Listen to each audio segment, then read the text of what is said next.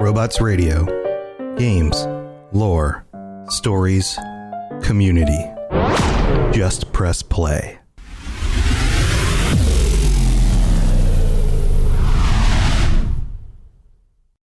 This show is brought to you by our patrons at patreon.com/ElderScrollsLorecast. Robots Radio presents The Elder Scrolls Lorecast. Welcome to the Elder Scrolls Lorecast, a place where the Elder Scrolls community can come together to discuss the boundaries of our knowledge about the universe of the Elder Scrolls.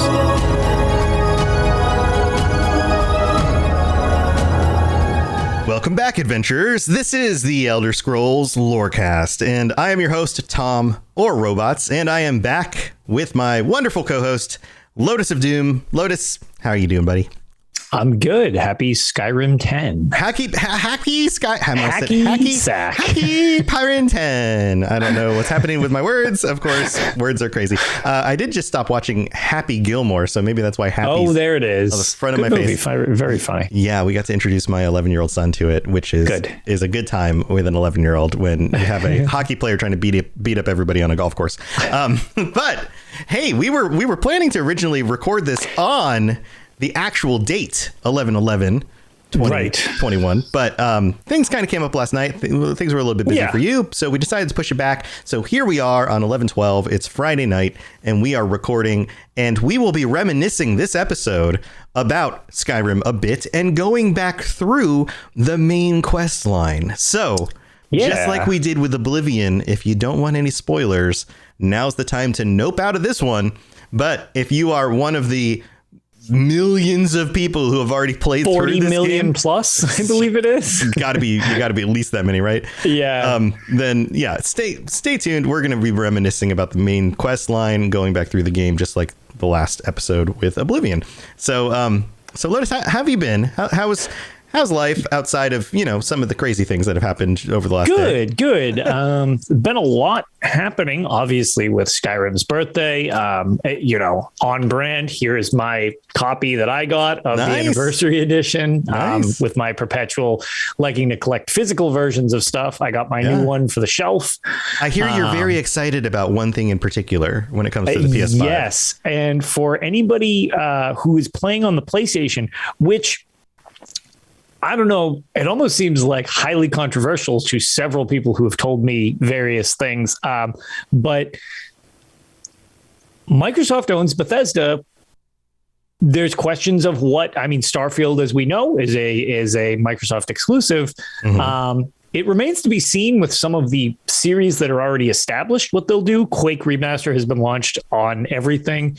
And the Skyrim Anniversary is launched on everything as well, as that was my PlayStation version. And because of PlayStation's mild ineptitude with understanding cross-generational games, unlike just a universal achievement system that seems to be a simple thing that Microsoft has figured out, some games, the trophies just transfer over. Some games have two separate lists and then they'll pop again. And in this case with Skyrim, the way that it's coded in Sony's database is the PS4 and PS5 versions are wholly independent video games somehow. Even though if you look at the case, it specifically says this is a PS4 game with a PS5 upgrade. So that's somehow in their system registering as two different games. So I can go through and collect all of the achievements in Skyrim for the 5th time, I believe. Oh my gosh. So you're like in heaven. Yes, because I've done it on PC, Xbox 360, PS3, PS4, and now it'll be PS5. Wow. So I have a problem. So I'm on the complete other end of the spectrum on this, because not that I avoid collecting these things, but I usually play on PC, and then I usually very quickly mod at least something into the game, which disables achievements. Yes, it disables achievements. There is So I don't mod, as I was going to say, it's kind of pretty well known. I don't really mod these games or anything like that. It's neat that the Creation Club is built into a lot of this with the Anniversary.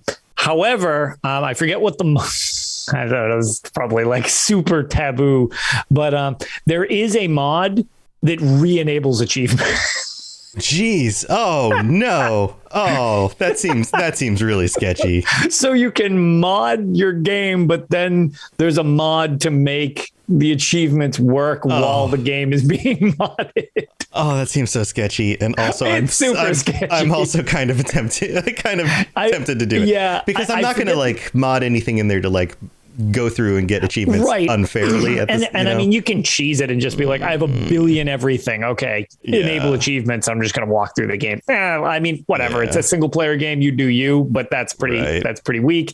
But yeah, if you still want to get achievement, I don't exactly remember the name of it, but look it up. It definitely did exist when I was goofing around on PC because somebody sent it to me. They were like, look, you can actually enjoy all the weird crap and also still get your achievements. I was like, huh. Interesting. Yeah.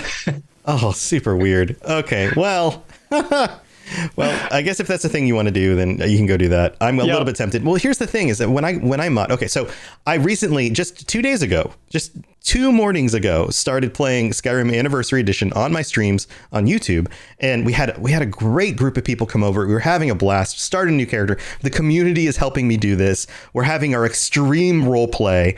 It's going awesome, right? Jump into the game. The game looks great for a 10-year-old game. It looks amazing. The content creation, the Creation Club or whatever it's called. For some reason, the name of this thing just falls out of my brain all the time.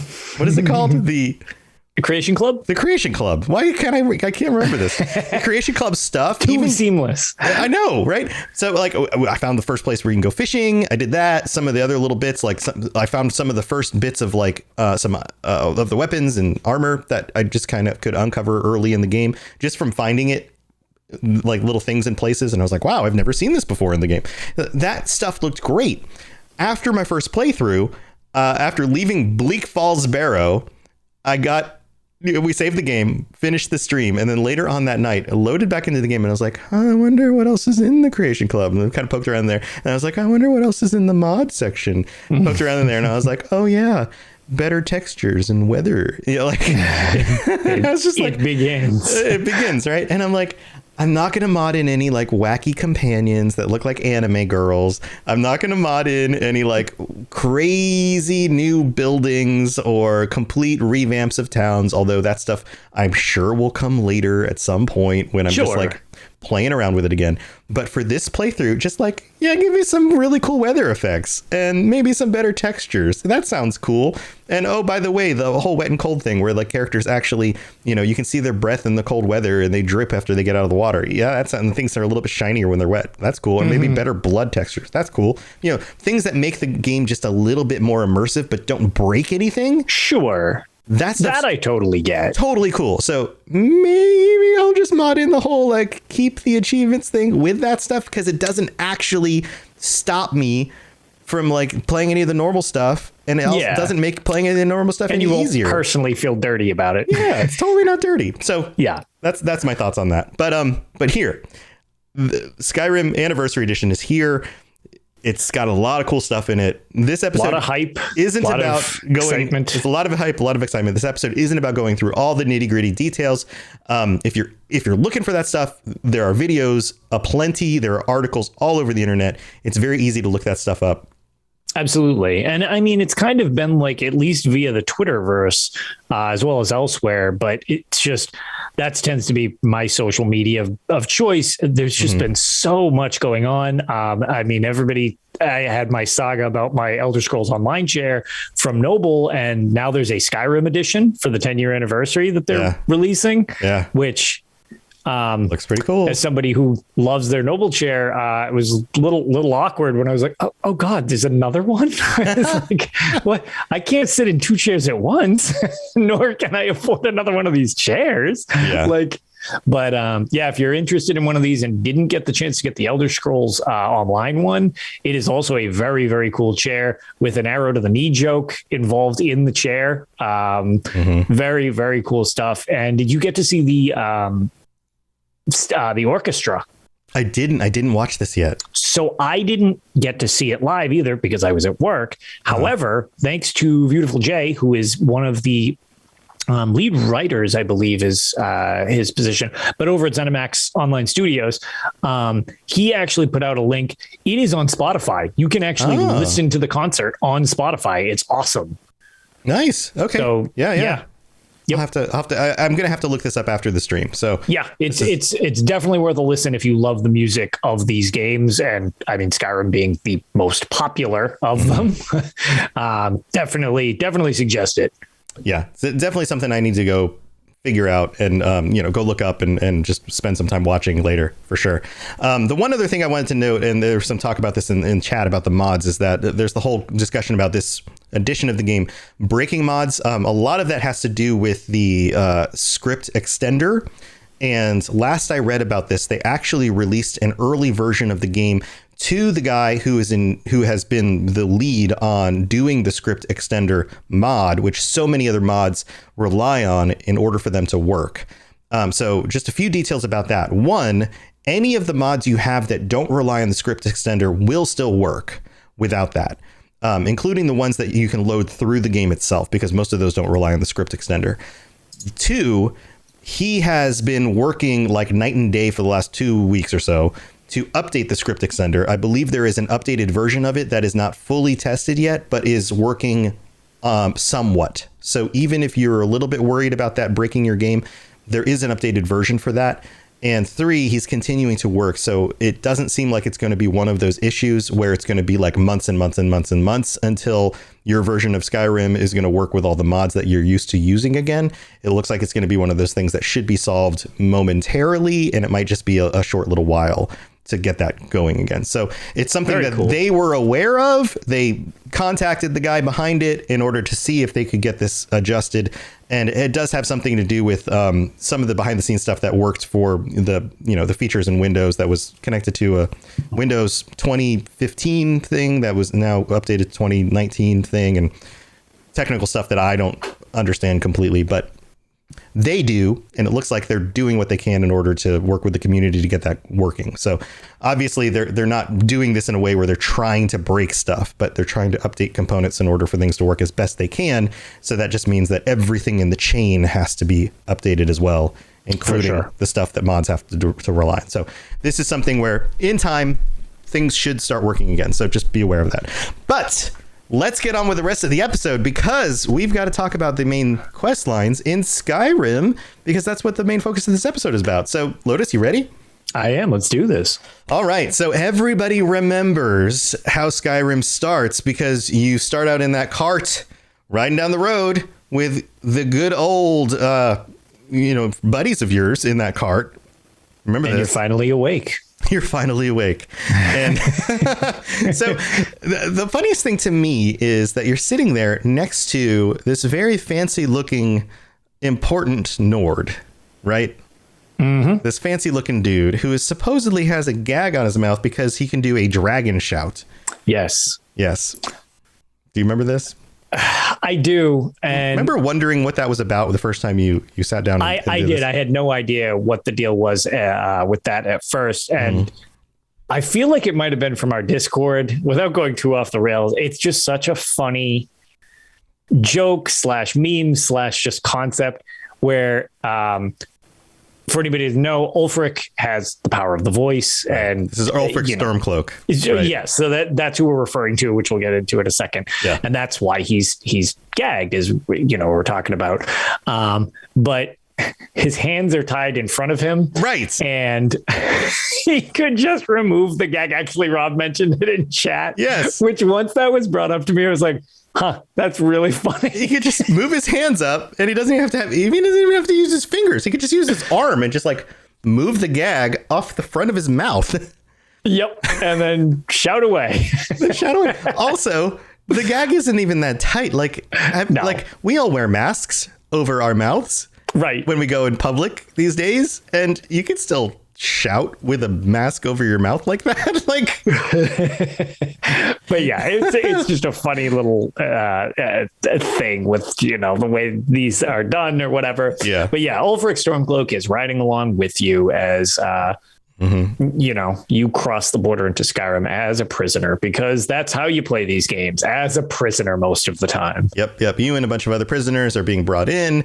You must have done something that was pretty bad. And of course, you get into town, into Helgen. And this is where you get into your character creation. You decide who you are. And coming off of the cart, then you run into the super nicest guard of all of them. Do you remember this? Yep. So this is Hadvar, right? Hadvar, yeah. Hadvar. I can't pronounce their names the way they do. So Hadvar looks at you and says something different depending on which race you pick.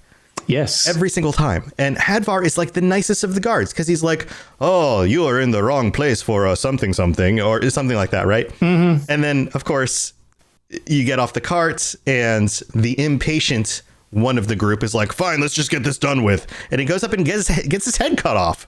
Right. And I was gonna say, they don't care about justice. They care about chopping off traitors' heads, and they don't care who the traitors are. Right. And here's the thing: General Tullius is there. Everybody's doing their thing. They're all pontificating about like blah blah blah blah blah. The Imperials, the Stormcloaks, blah blah blah. Right.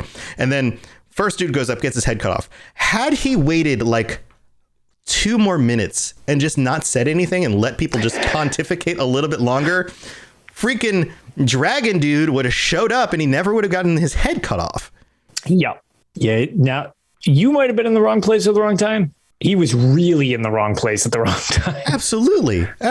This is the thing that I always think about when I get there. I'm like, that poor dude was in the wrong. And then you go up to the thing, you lay your head down, and dragon dude shows up, who of course we find out later is Anduin.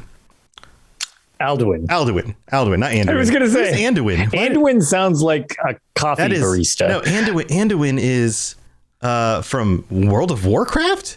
Oh God, where's Anduin? Anduin. Anduin is from World of Warcraft. Alduin. Oh man, Anduin Wrynn is the prince and then the king in World of Warcraft. Oh my God, that's hilarious. I'm gonna get strung up. You guys are gonna murder me now. Yeah, Alduin. Hail of insults incoming. I'm gonna leave this in. I'm not gonna edit this out because it's hilarious. Just run with it. Alduin, big old dragon dude, shows up and is like, blasts everybody with his shouts, starts burning down the city. You run around with everybody, and then you get to the crossroads, your first time, and you run up against a situation where Hadvar is like, come with me, and then the other dude, what was the other dude's name? Do you remember this? I do not remember. Hold on, I'll bring up the I've got it. Quest list. I've got it all in front of me too. I don't remember the other guy's name. Gunjar. That sounds right. No, that's a dead guy. I'm trying to. We don't have this all in front of us while we're doing this. But you and the other dude. Your other choice for who you decide to escape with is. Chat is going to tell us any moment now. Beautiful. It's the Stormcloak guy. Yeah, whose Stormcloak name guy, which is funny. This is why I never go with him. Ralof. Is it Yes, it's Ralof. You're right. It's Ralof. Ralof. Yeah, that's what it looks Ralof. like. So, and for some reason, I always go with Ralof more often than I go. Interesting. With Hadvar. I'm super not Stormcloaky, so that's I tend not to. Well, here's the thing. Usually in the beginning of the game, I'm like, if those guys tried to chop my head off, I'm going to go with the other guy. Yeah, that's valid. I mean, that totally makes sense. At that point in the game, I don't have like a team because I don't care about the bigger conflict. It's more about these guys tried to chop my head off. These guys didn't. Totally get that. Totally the guys that didn't chop my head. Also, once you get into like the going through the keep and underground and all that stuff, the guy that kills everybody, what's the guy that chops people's heads off? The executioner dude, super creep. And if you go with the Stormcloaks, you get to kill the executioner. That dude's a super creep. So I always feel okay with that. Also, it looks like, Ralof? because I'm always used to just Ralof, but it looks like chat's saying that it's pronounced Ralof. Ralof, yeah. See, all the name pronunciations I'm so bad with. So, which, Ralof, that totally seems legit enough to me, but. Yes. So Ralof, you pick which one you go with. You go underground, you go through all this stuff, and then, of course, you end up going further underground, sneaking past the bear, doing all that stuff. And we can't go through every single step in this quest, the main quest line at this detail, because it will take like an entire nighttime. We'll be here until dawn. Oh yeah. So yeah, this will go on. There'll be some condensing. Yes. But this is fun to just kind of reminisce in this way through especially this part of it. But plus we have the secret at the end about the anniversary that very few know about, that we'll have to conclude with. At the very end of the whole thing. Oh yeah. All right. Well, you'll have to stay tuned for that. Don't you worry. End. I have the true secret to this. The true secret. So you go through. Eventually, you escape. You come out the other side, and you are set free and told, "Hey, why don't you come to the next little town nearby? Because we can help you out. Otherwise, you just go wherever you want." And then, of course, the dragon goes flying over and flies away, and that's where you're kind of left off, right? Yes. So. That's the end of the first quest. Second quest. You head out of the dungeon, and this one is called Before the Storm. Mm-hmm. Now, do you remember how this one starts? So is this where no, this is actually before Bleakstorm Barrow, isn't it? Mm-hmm. This is where you can decide to go to Riverwood, right? Because you're told you can go down the hill to Riverwood, which I remember I always did this oddly out of order because I tend to bumble into Bleak Falls Barrow, which the game kind of nudges you toward, but also you have your direction. So it's cool scripting in the way that they give you the main quest, or also a main quest that you haven't arrived at yet, and you know that you need to go there yet, which I always thought was cool after I knew about that. Right. Yeah. So you can go to Riverwood, whether you go with Hadvar or Ralof, both give you reasons to go to Riverwood. Right. Like you can go for with either of them. Yeah. The direction of either of them is the same location, regardless of who you go with. Right. It's just that the reasoning behind it is what changes. Is a little different. Right. And then on the way, there are the stones, the Guardian stones, the Warrior Stone, the Mage's Stone, the Thief Stone. Now, what's funny about this is I believe the first time I played this, I totally missed these. I'm thinking back now 10 years. I think one of my friends did as well, so I don't believe you're alone. So I'm pretty sure I missed these on the first playthrough because I just kind of was like, I'm just going to run around in the world because that's what happened when you leave and enter the world in Oblivion. I was just like, I'm just going to run around. So anyway, you head to Riverwood, and if you actually follow the quest line, you meet the people there. You find out that, hey, they've got this claw thing. It'll take you to Bleak Falls Barrow, or you can totally skip all of that and just go right to Whiterun. Either way, you end up going to Bleak Falls Barrow. Yeah. So that becomes feel like it's a weird scripted, but it's scripted, but at the same way, the game does a great job of making it feel very organic the first time you play it. Like when you know how it works, you can see how it works, but it's a really unique thing that people's first experiences are not all the same, even though it's sort of scripted, but it's just all there for you. It's just which one of these little blocks do you pick up first? Right. So if you get to Riverwood, not Riverwood. I'm so bad with names, guys. I'm so sorry. Riverrun's another series. That's a completely different series. I do too many lore shows. So you go. I don't do a World of Warcraft lore show, so I have no explanation for that one. You go to Riverwood and you meet the trader guy who's like, I've got this claw thing. Maybe you can help me figure out what this goes to. Go up to the barrow up there, see if you can figure it out. Right. If you skip Riverwood, you head over to Whiterun. You meet the Jarl. The Jarl says, talk to my wizard guy. He's got a thing you can help him out with. And then he says, go find the Dragon Stone. Go to Bleak Falls Barrow. Either way, you go to Bleak Falls Barrow, right?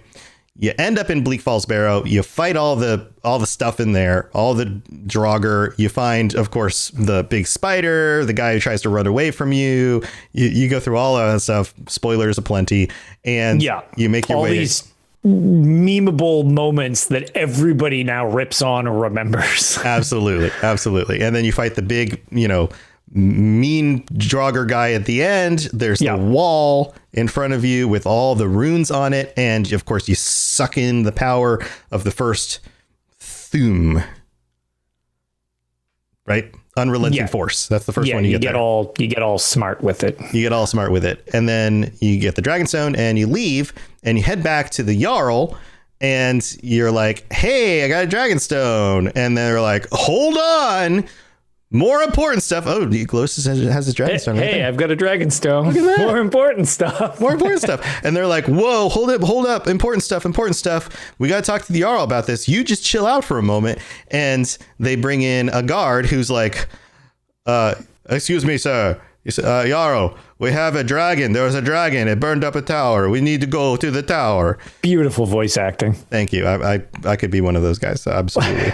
Actually, you probably could. I don't know about that. So of course you go check out to investigate the tower, right? And you end up going with Irilith, who is the I don't know what her official title, right? For the I don't remember if she has an official title. She's like head of the guard or something. Yeah, she's one of the lead guards in the right in Whiterun. I mean, I don't. Yeah, it's like his own personal guard type of deal. Yeah, and she's like, listen, we got to go check this out. And the Jarl is like, whoa, this isn't a like we're just going to fight to the end. This is we need to survive and find out what the heck is going on and like report back. To me there. Right.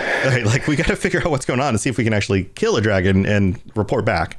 And so this is when you meet, and we talked about this guy before, Myrmulnir. There we go. I got it right. Myrmulnir. Apparently she's the Jarl's housecarl directly. Oh. I didn't know that she was housecarl to the Jarl. Okay. Jarl's housecarl. That's my new rapper name. Beautiful. So so you go meet Myrmulnir. And he comes swooping out of the sky, big old badass dragon, starts killing everybody, blowing fire and everything. You fight him off, you kill him, and then unexpectedly, whooshy sounds.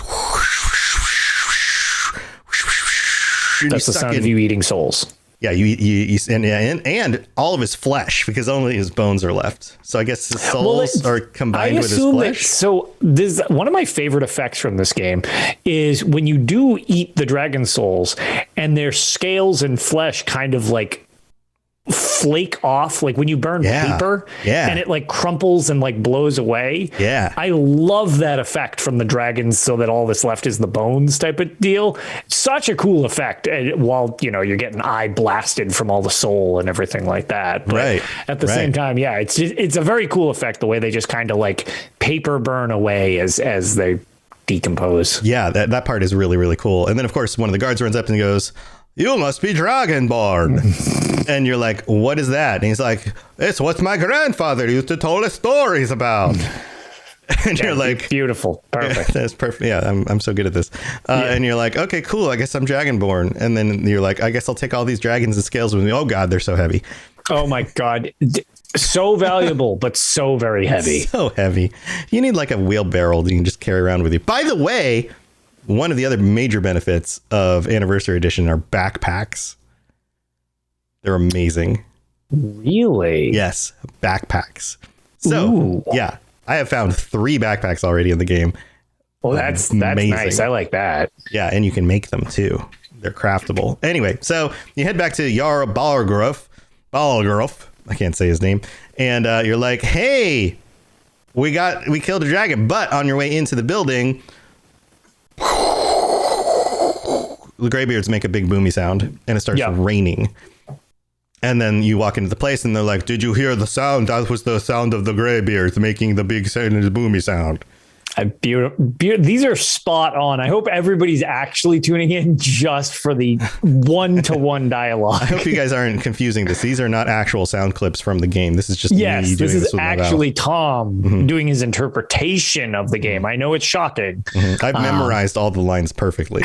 Yes, exactly. Well, the whooshing sound at first I thought was originally the dragon bone glitch of when you would open the gates to Whiterun, a giant dragon skeleton would just flop in front of you, which came with the original console problem.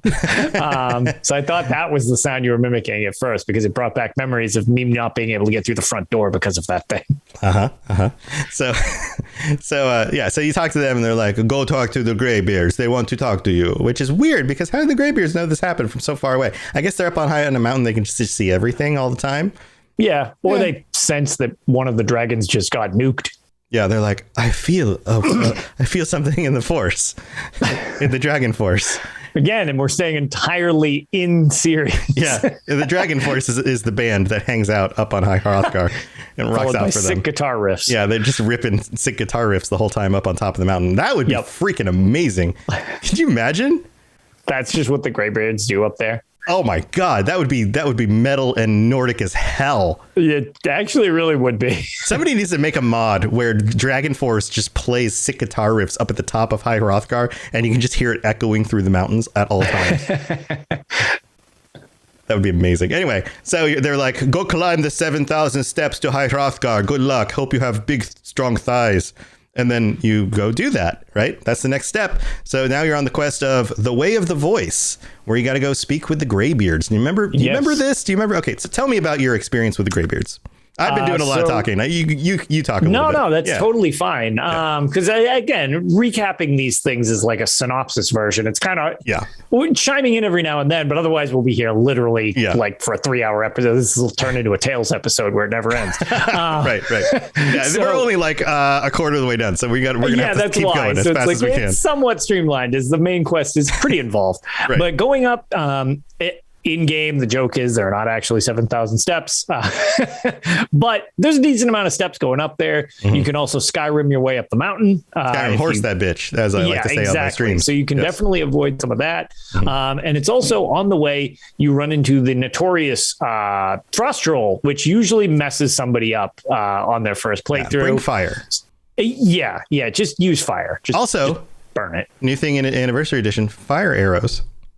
Really? Yeah, dude. See, I have not been able to play too much of it yet because I've swamped in work. I've got it. I was actually talking to Zero Period Productions earlier, and he's been going through replaying his, and I was just saying, I was like, oh my God, I'm kind of living vicariously through you because you and your stream and stuff like that, the snippets I've seen, that's basically all I've been able to do. I haven't had the time to play myself. I've just got it installed. It's just sitting there mocking me. So yeah, I saw some fire arrows in like a craftable menu, and I was like, fire arrows, awesome.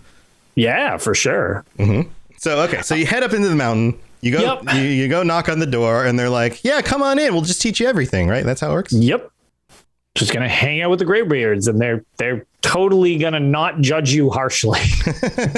Okay, so you get up there and you meet Master Arngeir, who is kind of the speaker of the Greybeards, right? Because their voices are too powerful for conversation; they'll just blow you up. That's why they won't talk to you directly.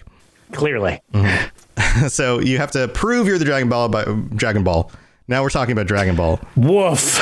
Wow. So you go Super Saiyan on them, and then you also show them Unrelenting Force, and then they're like, okay, yeah, you're the dude. Yep.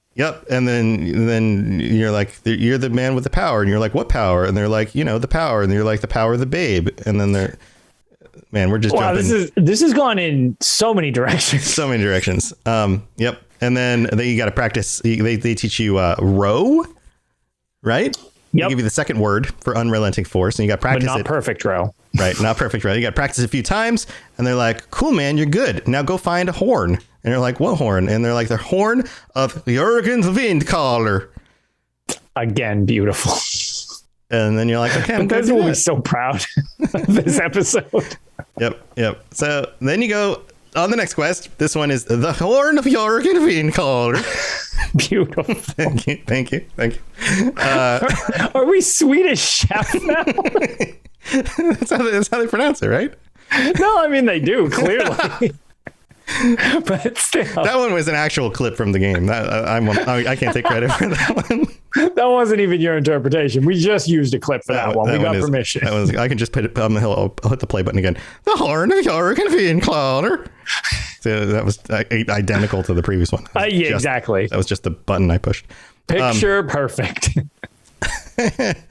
So they go do that. You go look for the horn of Jurgen Wiencaller, and it's just getting worse as I go. But somehow getting more offensive to the entire European region. Yep. So do you remember this quest much? This one just kind of is a blur on my list of like specific memories. I feel like I just kind of blew through this one. Yeah, I actually don't really remember this. Is this in another crypt? Yeah, so you go... So you are assigned one last task to prove your Dragonborn. Retrieve the horn of Jurgen Windcaller. And then you are going to the ruin of Ustengrav, which is marked on your map, right? And so you travel to it, and then you basically go down into the depths of this place. Yeah.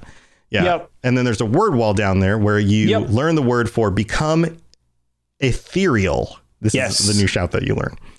And you fight some frostbite spiders, you gather some eggs, and down at the bottom, as you make your way through the final room, 4 Nordic dragon carvings rise out of pools of water. On the pedestal where the horn should be resting, you will instead find a mysterious note addressed to the Dragonborn. It states that the horn has been removed and requests that you meet the note's anonymous author by renting an attic room at the Sleeping Giant Inn in Riverwood. Mm-hmm. So after having failed the tasks, you do as the note says and go to Riverwood. When you speak to Delphine, who you've previously met in Riverwood, because you've been there a number of times at this point, about renting the appropriate room, she will tell you that there is no attic room and that you can take the one on the left. Delphine follows you and reveals that she is the one who took the horn and gives you the horn to you. She asks to speak privately, and she will lead you to the room across from yours, where she will seduce you. No, that's not. She doesn't. Delphine opens the wardrobe door, revealing the secret room beneath the inn. In this room, she tells you that her organization has been looking for someone like you, and that she took the horn in order to get your attention. That was a lot of work on her part, by the way. It was, and then she seduces you. Yeah. This exchange with her begins the quest, A Blade in the Dark. So, yeah, you go through all of that to find the horn. The horn isn't there. And then I don't remember the dungeon very much, but I clearly remember getting to her and then the hidden room and then the Blade in the Dark stuff. Yeah. So I actually really always liked their maps that they had laid out, which is super bizarre. But you'll notice them in a lot of the war rooms and stuff like that, and at the camps, because if you click on the flags on the map, it marks them on your map. Yes, and I feel like that's something a lot of people didn't realize until like a significant portion of it way into the game. Yes, I love that, because it's like, ooh, I need to make a note of going to check these places out. So I just click all the little flags, and then they're undiscovered, but it shows them as like, this is here, you just haven't been here yet, which is really cool. Yeah, so this is okay. This is one of those things that like makes this game a classic, are these little itty bitty details that just add to the replayability and the ease of play in the game. Yes. These little things, like I found a map, there were things marked on the map. If I click on those, it adds it to my map, which would make sense if you were carrying a map in real life and saw a similar map on a table and were like, oh, that's a notable location. I'm going to mark that on my map that I have here. That's the same exact map so that I know how to get to that same location. Exactly. It totally makes sense. Like it makes sense. Yeah, it totally makes sense. Yep. Like those are the kinds of genius ideas that they were just like thought about while making this game, and we're just like, no, that's the thing you should do. So, all right, well, we're not even halfway through. This might have to be a 2-parter, Lotus. Yeah. Oh boy. Yeah, I was gonna say it might actually have to be. This might have to be. We might have to do this right by making this a 2-parter. So what I'm going to do here is we're going to take a break because we need to thank our patrons. We're going to come back and maybe we'll tackle a few more of these in good detail and leave the second half of this for the next episode. You be thinking about that while I talk to our patrons. We'll be right back. The skies are marked with numberless sparks, each a fire, and every one a sign. Hey there. My name's Jameson, or Big Cat. And I am Brenna, or Mother Goose. And together, we are the hosts of the DL Weekly Gaming News. Each week, we bring you the top stories from last week, as well as something you might have missed. Our goal is to start a conversation about what's going on in the world of gaming. And every week, we have a special guest join us in the chat room, where we discuss a different gaming-related topic and learn more about our guests in the 60-second download. And if that isn't enough, we also have Slim Jims. So come and hang out with us every week and join in on the conversation. Good luck and have fun, everybody. And remember, keep your goose loose.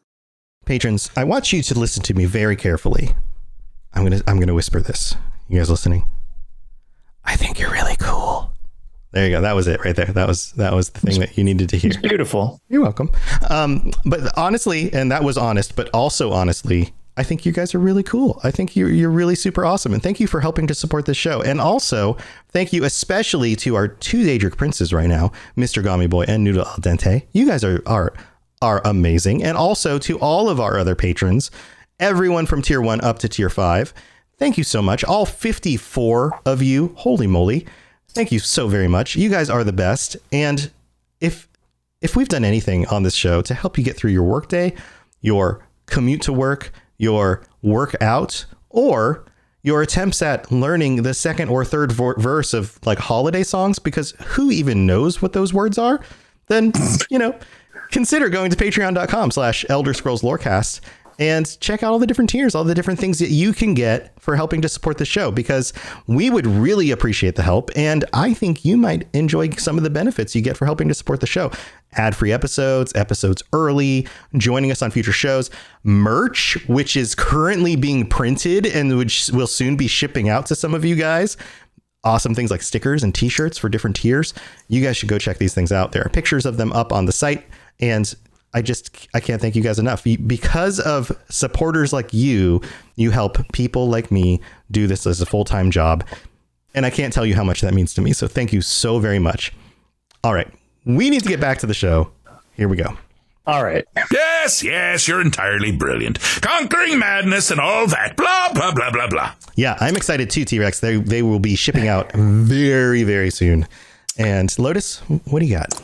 So here's my suggestion, all right? Mm-hmm. Because this is not only just a recap of us kind of just reminiscing about the Skyrim quest line and doing a run through like we did with Oblivion, but also this is kind of a celebration of the birthday of Skyrim. Happy birthday, Skyrim! Woo! Happy birthday, Nova dude.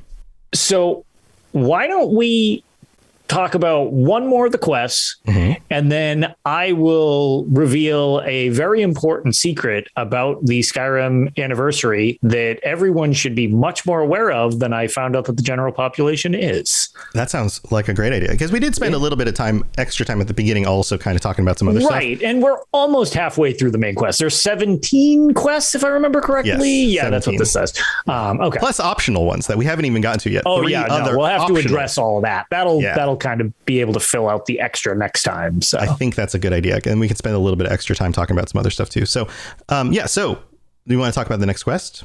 Yeah, let's do one more quest and then we can conclude with the finale of the Skyrim anniversary stuff that I feel is important to discuss before we get too far past the anniversary. That sounds great. So the next quest is called A Blade in the Dark. And this is where you have to prove to Delphine that you are the person that she's looking for, right? So yep. She has the horn of Jurgen Windcaller, and you have to follow instructions in the mysterious note and get to the place. So you get to the inn, you do all of that, and she leads you to the thing that leads you to the inn. And let's see, where were we? You This ends with you needing to fight a dragon, if I remember correctly. That's right. I'm trying to remember what the next thing was here. So Delphine will reveal that she took the horn. The note was a safeguard to protect against the trickery by the Thalmor. So that was part of the thing here going on. She's worried about the Thalmor. She also tells you that the dragons are not just coming back, but are actually coming back to life, resurrected by or from their burial mounds. So you're learning. She knows more about what's going on with the dragons.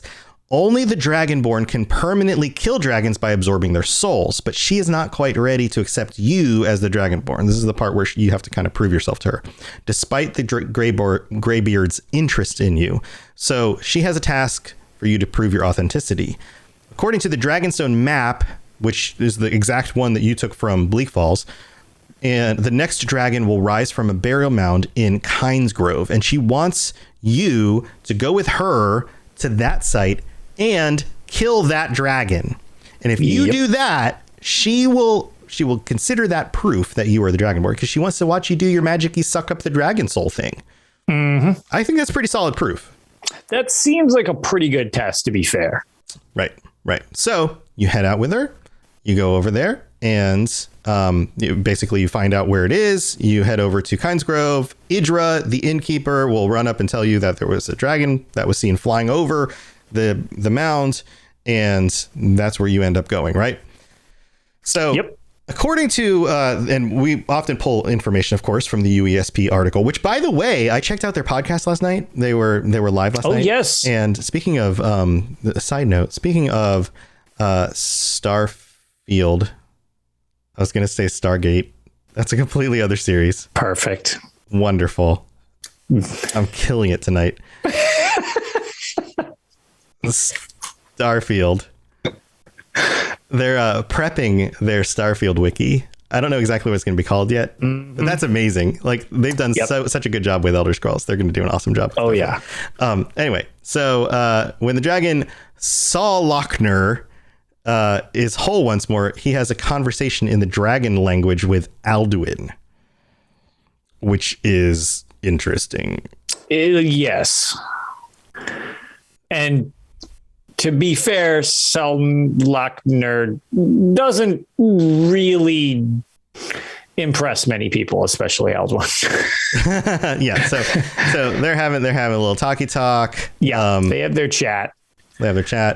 So let's see, where does it go? After ordering Salachner to kill you, Alduin flies away. Delphine will help you kill Salachner, and upon his death, when you absorb his soul, Delphine will be quick to acknowledge you as the Dragonborn. So that's what this says here. Again, this is another one of those quests that I feel like I blew through real fast. Showed up, fought the dragon. This is more because I actually do remember this quest, and one of the things that I thought was kind of cool about this is one of those ones where you kind of the majority of the quest is actually kind of taking in the scenery and finding other stuff en route. It's like a travel to see all the things type of quest. Yeah. But the quest itself, this segment isn't super involved, except for the dragon fight, and actually getting to watch him get resurrected is kind of cool out of the dragon mound. That was kind of neat. Mm-hmm. But a lot of it is kind of almost it's almost like hand holding you into, like, go on, you can explore, look at all these things, like, as you get to the dragon mound. But the quest itself isn't super involved by comparison. Like, no. But this is the part of the main quest line where it is revealed that she has suspicions that it's the Thalmor that have something to do with the return of the dragons. Yep. That this is what's actually going on, that they are trying to destroy the Empire, that they're trying to use the dragons as some sort of way to do that, some sort of leverage or something. And this is what leads into the next step in the main quest line, which is much more memorable to me than specifically this one where you just kind of show up and fight a dragon. So, so I think that's where we're going to stop with our reminiscing of the quest line in this one. So let's move on to your little note here about the thing that you think is super important. It is very important, because many neglect in all the excitement about Skyrim that this is not the only anniversary that takes place on this day. Yeah. Because it also turns out that it's Shadowkey's birthday. Shadowkey. Okay. Shadowkey. I have a feeling that a good, I don't know, 80-90% of our listeners are going, that sounds kind of familiar. What the heck was that again? So the Elder Scrolls Travel Shadowkey is an N-Gage exclusive game with Nokia. It looks rough. It turns 17 this year. 17. That was like yes, 2004. It came out in 2004. It actually came out. Oh boy! Here, look at these images. It is an old game in the series. Ironically, though, where Shadowkey takes place is the Western Reach area of the map. And it involves Hammerfell, High Rock, and Skyrim. You go to Skyrim in Shadowkey, which is also interesting. The memes. Oh, man. Oh, yes. Oh, there's the box. Oh, boy. Yeah. Well, theoretically, I own it. So I'll. I was going to say, mine looks better than that. Look at that. There's the picture of the N gauge down there on the bottom. For anybody who has never seen an N gauge before, that's what it looked like. That is an N gauge QD, I believe, because I actually don't have that one. I have the older version of the N gauge in which I play Shadowkey. Does it look like that? Shadowkey, other than the region, obviously, that relates to it. The reason I bring this up, I just find it so funny because there's so much fanfare around Skyrim. And one of the things that the series, not just Elder Scrolls, but Bethesda has kind of been known for is these dates. They're like fascinated by the 1111 things or like numbers that repeat.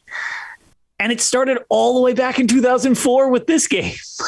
It wasn't 11-11-11, but it was 11-11-2004 at the time or whatever. Yeah. I mean, when I originally played through this game, it was rough. It probably still is rough. I'll be playing it again on stream for everybody so that we can have documentation of it because, surprise, it's very difficult to find much on this game, as many people were not. Oh, that's a perfect view of the map. That map you just brought up is actually the one that's included in the box. That's a beautiful map, too. It's an awesome map. It's hanging on my wall. That's why I can't show it to you because it is literally stuck to my right-hand side right now. But yeah, it's an awesome map.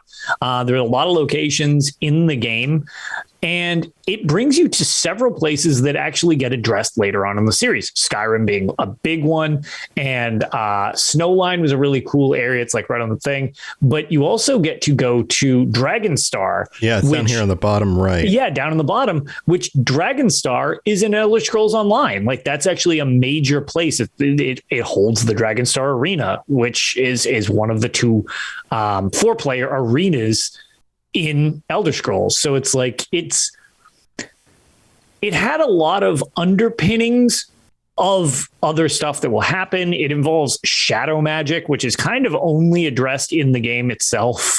They don't really deal with shadow magic much outside that.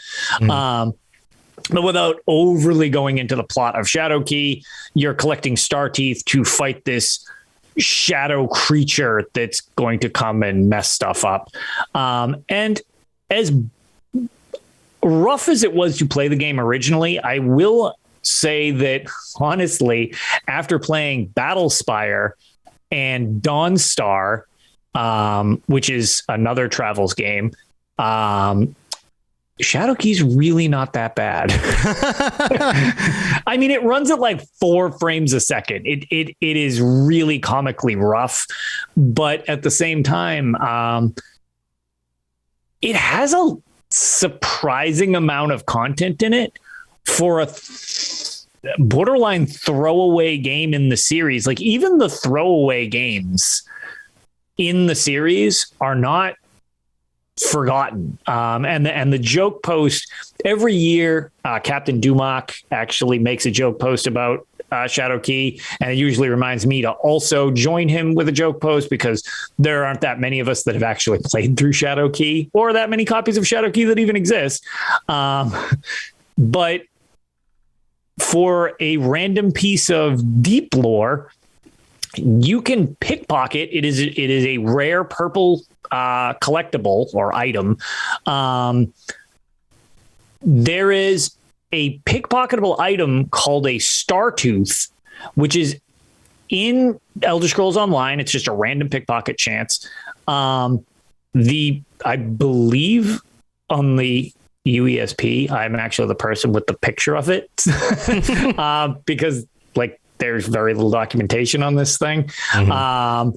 But what it is that is the main quest item you're going for in the game, to align these star teeth so that you can, you can fight back the shadow.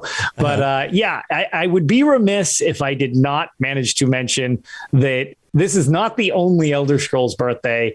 There's also little baby Shadowkey. Oh, little baby Shadowkey.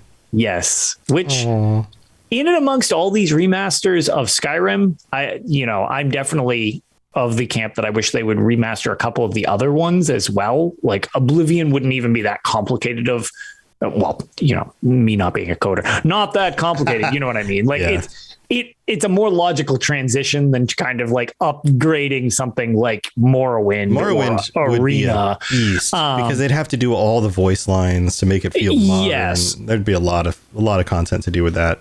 I really think I know there's some issues with the ownership of Shadowkey because it's locked on the N-Gage, which is weird. But I think it would be great if they would release that as like a phone game for even like 99 cents. Just people aren't going to like it for the most part. Well, there's a reason why they won't do it.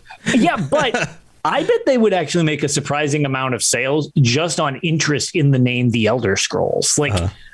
Granted, it won't add much deep lore people will really enjoy it, but it's just like there's stuff in that game that actually remains in the series, even though it is just kind of this wacky, really polygonal phone game for a phone that barely anybody owned. And the only music in the game is Peaceful Waters, which is one of my favorite tracks from Morrowind, but on a 9-second loop, which is rough to listen to after a while. Oh, man. But yeah, so I felt that needed to be addressed, that also there's another Elder Scrolls birthday. Well, happy birthday, Shadowkey. You did it. You did it, little buddy. You did it. Well, man, that's awesome. That's awesome. Yeah. Well, it's a good thing we didn't run through the other, 10, 11 quests in this. Because 10 more quests in Skyrim. And then we wouldn't even be able to discuss any of the side guilds or anything. Well, we're gonna have to carry over into the next episode and cover part the second half of this on part 2, because there's just too much to cover here. Yep. So, man, Lotus, I've been having a ton of fun getting back into Skyrim. One of the things I noticed, I'm so excited in loading this back up, is that like I've played a few different versions of Skyrim on my PC over the years with different graphics cards and processors, and man, getting out of that first zone and then just the draw distances, I don't remember the draw distances being as good. Maybe it's just like upgrades to my GPU over the years or something. I don't know. And to be fair, the environment still is breathtaking to me. I love the visuals and the god rays, and it's just the mists, and it just looks so awesome still. Yeah, the underlying art and tone of the game, the artistic feel, and and that's part of why the game is just so classic, is that the bones of it are so well done that like you can just mod things on top, and you end up with something that's just better than it has a strong enough foundation that you just add a little bit more on top, and you keep adding more on top with mods. But if you take all that stuff off, it still looks great for a 10-year-old game. Right. And the trees are a little bit blocky, and the rocks are a little bit blocky, and the textures are a little bit low for, compared to a modern game. But, it's still a great experience. It really is. Yeah. And it's still super fun to play. Yeah. Yeah.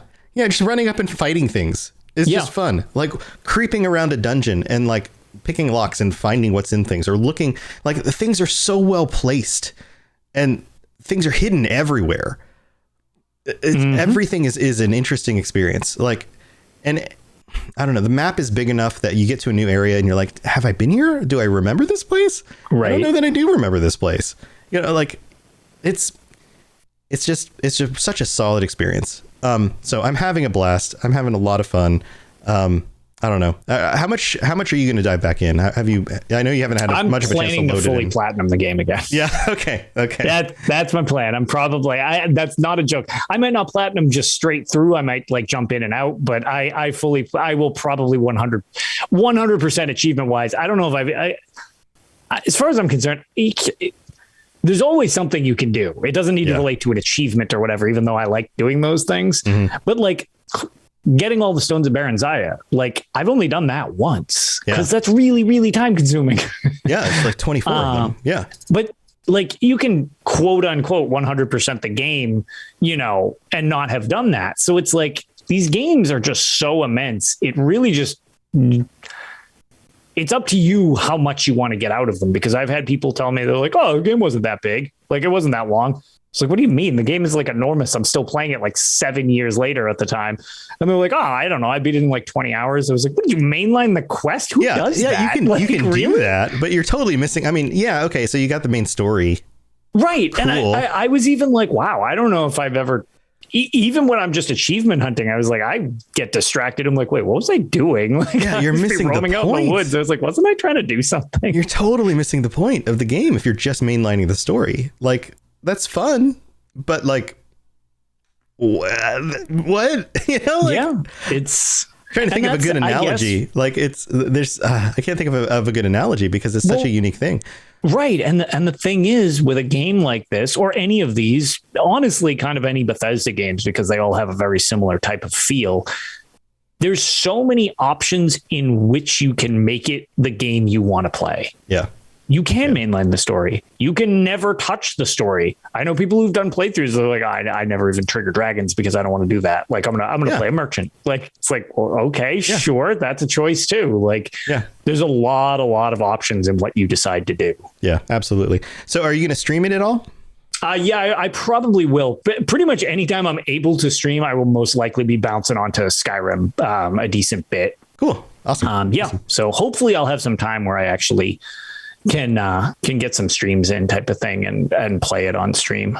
Awesome. Cool. Yeah, I'll be streaming in the mornings, weekdays over on my YouTube channel. And so I'll be doing that. Also, I think I'm going to try out, I don't know that I'll be using mods beyond just some of the like environment and texture mods that I loaded in on my stream. We're doing extreme role play. So the channel is deciding what my character's quirks are. Right now, we're a kleptomaniac. We have to get drunk to fast travel. So we can't fast travel without being drunk. Do you have an irrational fear of chickens? We have an irrational fear of chickens. That's one of them. Yep. We're very selfish. We do things for ourselves first. We got some. So just me playing the game.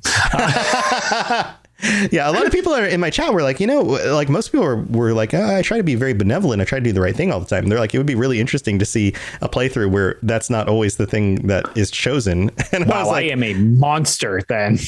Yeah. So I'm like, okay, as long as that's entertaining and we like don't put people off. And they're like, oh my God, you're a monster. I can't watch this. Oh yeah, no, absolutely. Anytime somebody's like, ooh, I need an upgrade. Shink. I've taken that from you. Thank you. Yeah, we tried stealing. So fun story. We tried stealing something from one of the priests of Kinnereth, I think it was. Yep. And he had like a really shiny gem or something. And I was like, oh, we're going to try and pickpocket him. And my pickpocketing is not good because we're right at the beginning of the game. And Fendel is with us. Is it Fendel? The elf bowman? And yeah, it definitely starts with an F. I have no idea. I'm terrible with names. I'm so bad I know with who you're names talking about from Riverwood. Yeah, from Riverwood. Yeah. He's my buddy. I got him all decked out in my iron armor. So he's like my bowman tank. Perfect. Fendel. Yeah. Fendel. Right. Okay. Good. Thank you, Wayward. So Fendel's with me and like we're sneaking up on him. He was sleeping. And so I go to pickpocket him and I'm like, ooh, shiny gem. I'm going to try that one first. And of course you wake him up and he's like, oh, what are you doing? And he starts attacking me. And so I try to run away. I'm like, I'm sorry. I ran away. And then Fendel just like starts wailing, pulls out a double-bladed battle axe and starts wailing on him. He's like, fine, I give. And then Fendel just like destroys him, just like kill. I'm like, Fendel, stop. And he just kills him. Love it. And I was like, Fendel knows what's up. Fendel, you just murdered the dude. I was like, we're just trying to, we're not murderers. We're just thieves. See, and that's it's one of the first, I was going to say, I'd not drag this out too long, but oh man, the Skyrim memories are just so much fun. Years ago, when I was first getting involved with podcasting and Dungeon Crawler Network, and actually I was only on as a guest for Tales of Tamriel as opposed to now. So it was like 3 years or so ago, maybe a little longer than that.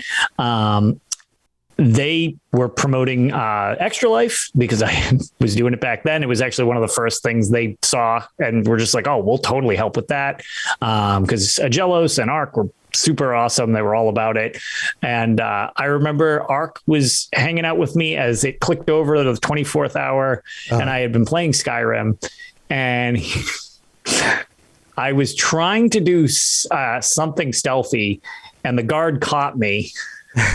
And I was like, damn it. And Ark's just like, take him down. I was like, all right. So I took out Volendrung and I just obliterated this guard. Like just one swing, just turned this Whiterun guard into dust.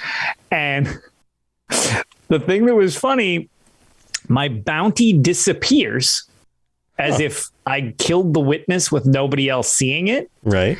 As another Whiterun guard walks by, looks at me and goes, and just keeps walking.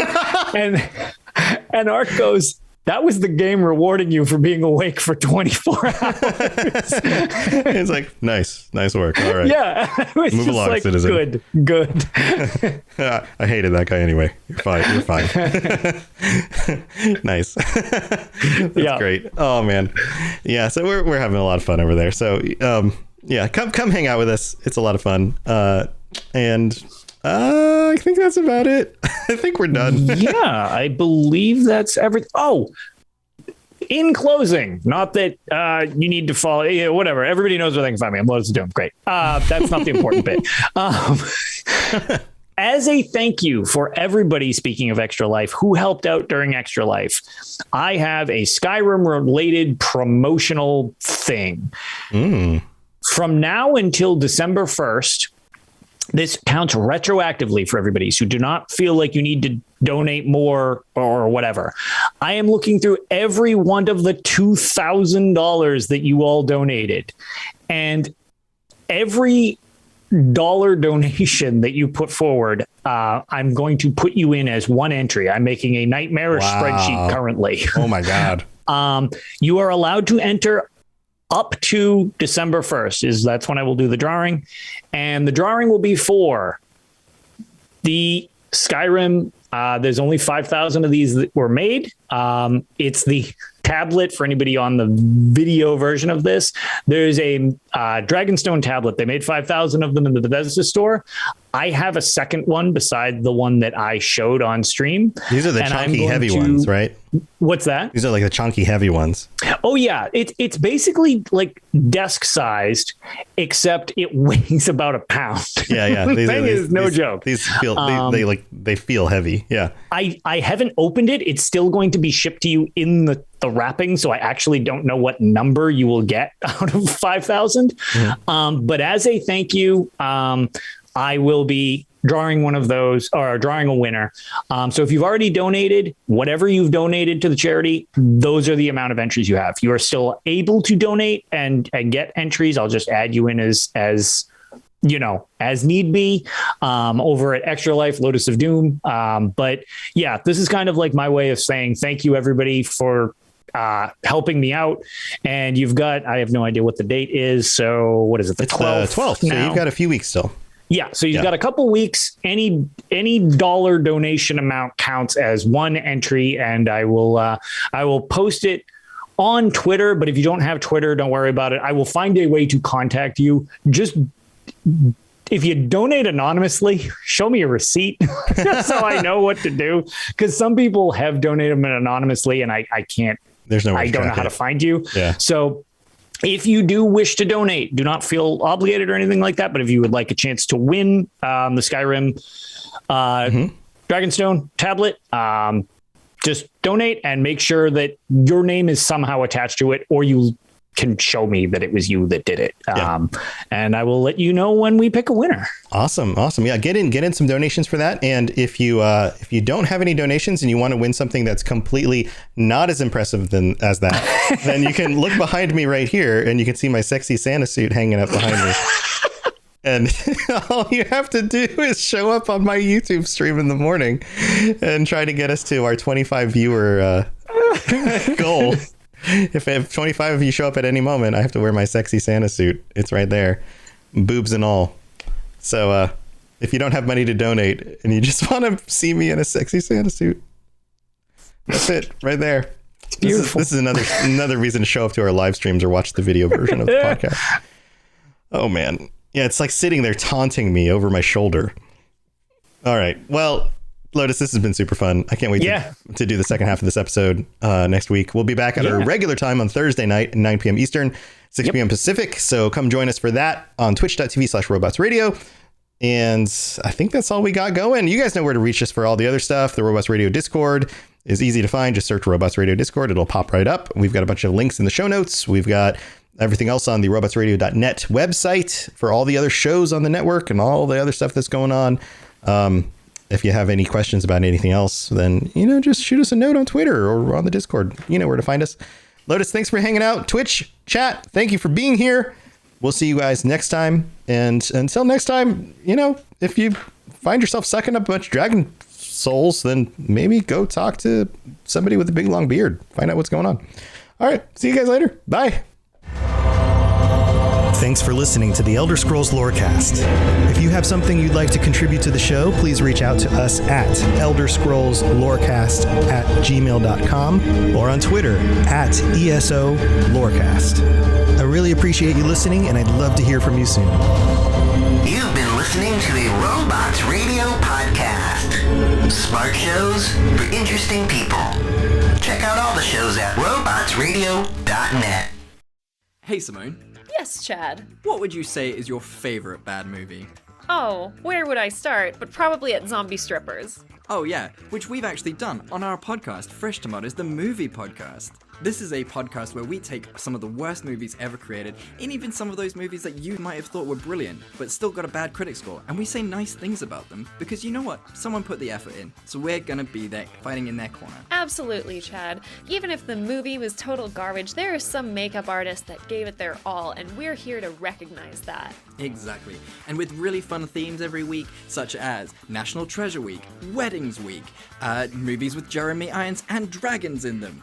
How could you go wrong by joining us every Tuesday and Thursday for some optimism in your life? And like we say at the end of every episode, we love you and there's nothing you can do about it. We love you and there's nothing you can do about it. Goodbye! Bye.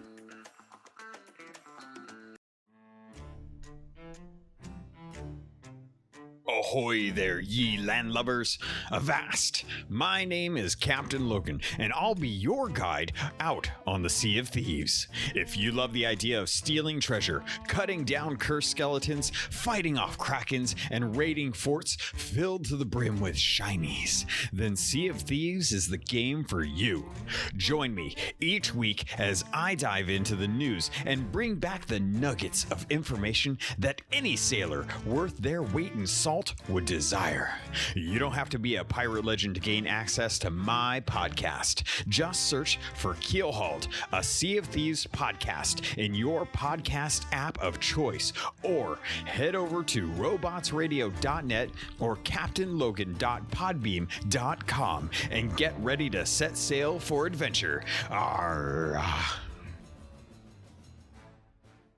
Hello, gentle listener. Every Friday, be sure to tune in. What the hell are you doing, Ampersand? Hi, Charlie. I'm sorry I broke in. I thought I was the only one that talked to myself. Well, I'm letting everyone know about the Fumbling Four and the Almighty Crit. Woohoo! It's a 5e live play podcast. Join us every week. Where do we find it, you old crusty coot? Anywhere you can get all your podcasts. Woohoo! You find it every Friday, you stupid cat!